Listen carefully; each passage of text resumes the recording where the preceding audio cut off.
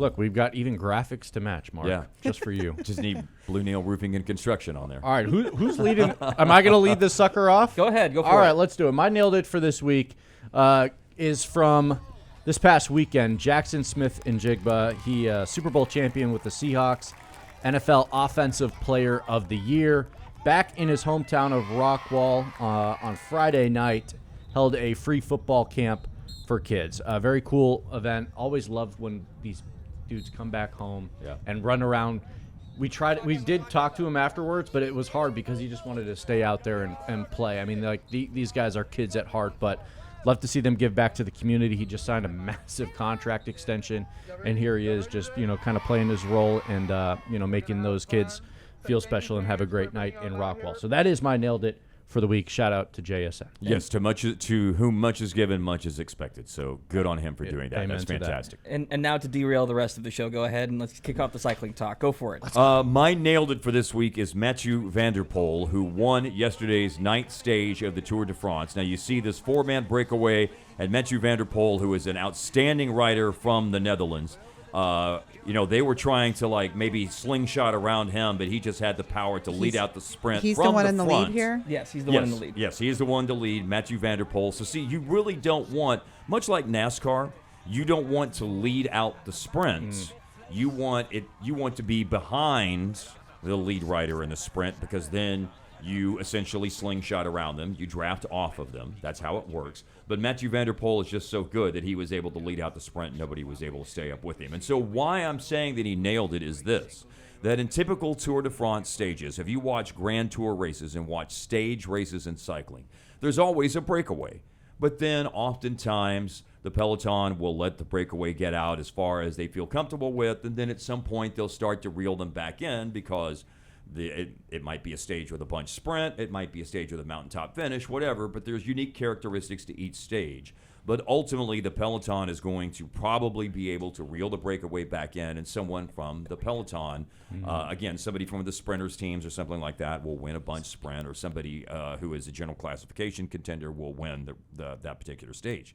So breakaways don't stay away very often, but that one stayed away yesterday because there wasn't an organized chase, and you did see it was very close. Like they won by 6 seconds, but the breakaway stayed away. I mean, I've seen breakaways get caught watching the races in the final 500 meters. Like you go out and you're out in front with a group of 3 or 4 other riders for 150 kilometers of a race, and then you get caught in the last kilometer. Wow. But they did not get caught yesterday. So Mathieu van der Poel, former world champion who rides for the Alpecin Deconic or Alpecin Phoenix. I get the sponsor names mixed up sometimes. It changes a lot. I know, it's hard to follow. It is hard to follow. It changes a lot. Like every year, sponsor names change and things like that. But yes, the break stayed away. Please don't take away my breakaway. And yesterday, they did not take away my breakaway. That was awesome. When Mark walked into the building today, I did not expect us to dive into the cycling discussion that we have and probably will later on the show get into. But I'm just fascinated by the logistics of watching cycling in person. Yeah. Well, you want that now or you want that later? Let's save it for later. Okay. We've got too much to get to. Plus, we don't want to derail everyone else's nailed it for the week. What do you got? Speaking of, so my nailed it, obviously this was Wimbledon weekend. Didn't quite have the pomp and circumstance that it usually did because Alcaraz wasn't involved and we didn't have the Sinner Alcaraz version of it. But the women's side of it, because I know Naomi Osaka and I know Coco Gauff had all the attention heading into it, but neither one of them made the final. It was an all Czechia final. The problem was these two are friends, and sometimes that can lead to a little bit of resentment after a match when the loser, in this case, I think it was Karolina Muchova, she had a comment afterward that I feel like perfectly encapsulates what it's like losing to someone you train with. I know this is so difficult to speak after a very heartbreaking loss, but please just share with us your thoughts. It's really tough to find any words, but I'll start with Linda, my ex-friend. That is all you need. That's all you need. It's a nice, honest example of what it's like facing someone you know in a final. Are you really friends with somebody if you're not just slamming them at any opportunity given? 100% agree. Yeah. True. Yeah. But seriously, this is the pinnacle of your sport. Yeah. And you face someone you know on the other side, and even if it is in jest, because obviously it is, but at the same time, it's like, For the rest of my life, I got to think about this. Well, imagine what it was like for Venus and Serena when they were facing each other in Grand Slam finals. Right, but they the at height least of their careers. they got a chance to trade back and forth a little bit. True, that's true. This could be the only time both of them make it. We don't know. That's the drama of sports, I suppose. I just always love when there's a sense of humor, and it's serious, but it's also not the end of the world. Yeah. But listen, that's high stakes. So That was a good answer. Good on her and for having that in the moment. And the crowd, obviously, they loved it. The crowd ate it up too, and I think everyone, that was a way to relieve the tension. Yeah. It's fun when everybody understands sarcasm. Online, it's a lot harder. The sarcasm meter doesn't work. And if anyone- Thankfully, it was in person. And if anything would know sarcasm, it's the British. So there you go. Kelly, what do you have? Amazing. My nailed it comes from Friday night when the Rangers were playing the Astros and Wyatt Langford had a walk-off homer to win the game for the Rangers. But my nailed it is not Wyatt Langford. It is the control room and the way that they called the walk-off. Take 2. Oh, he did it again. Ready 5. Take 5. Wow. That was smoked. Ready 2. Take 2. Ready 10. How's it on red? Take 10. I kind of lose the end of it, but I still like it. Ready 9. Take 9. There you go. Ready 13. Take 13. I'm looking at Ready wire. 20. That's beautiful, Take Zach. 20.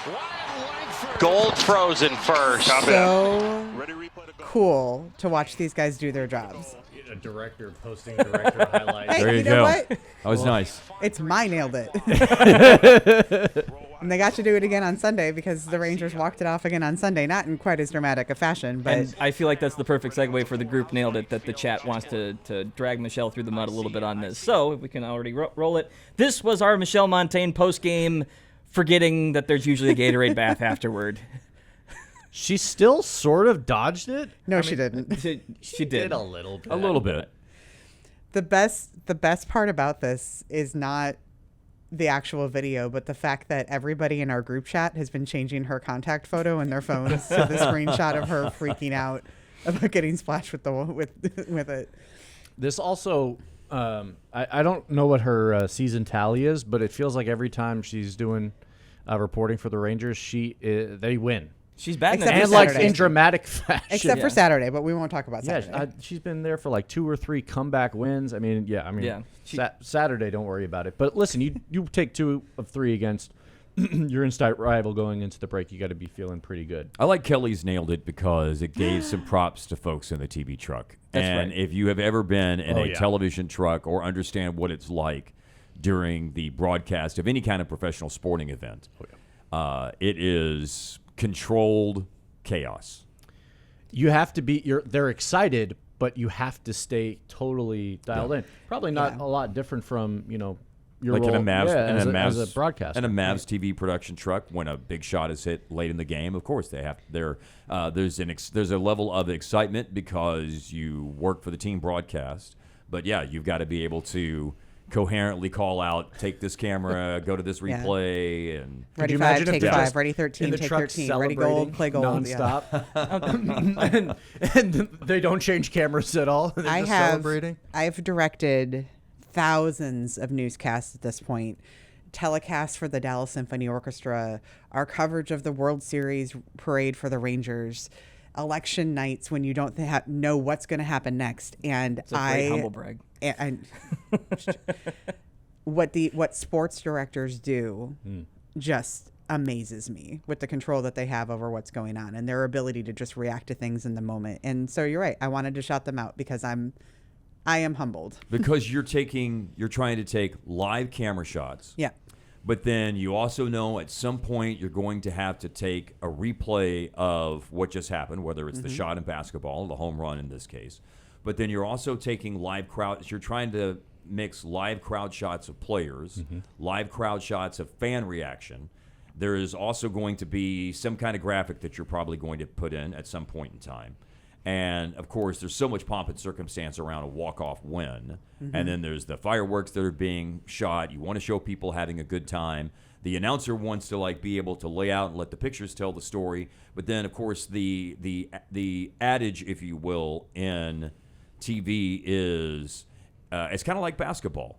If you're going to leave one shot In other words, basketball coaches say, give up a good shot to generate a great shot. That's kind of like television directing is the same way.